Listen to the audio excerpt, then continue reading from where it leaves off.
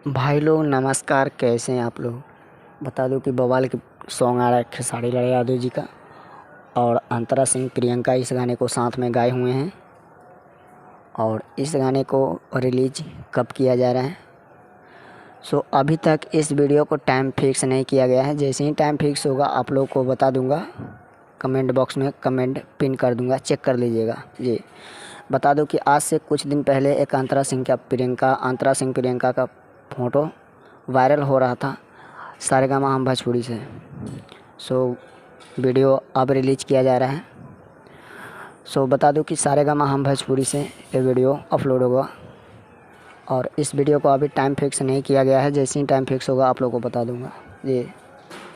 इस गाने को गाए हुए हैं खेसारी लाल यादव जी, साथ में अंतरा सिंह प्रियंका जी, और म्यूजिक डायरेक्टर है आर्या शर्मा। बवाल के ये सॉन्ग हैं। आप लोग को मालूम है, जो सारेगामा हम भोजपुरी से आता है वो हाई लेवल का ही वीडियो रहता है जी। अपडेट यही था। पसंद आए तो वीडियो को लाइक कीजिए, चैनल पर नए हैं तो सब्सक्राइब करके घंटी को भी ऑल पर प्रेस कीजिएगा। ज़रूर मिलते हैं नेक्स्ट वीडियो में।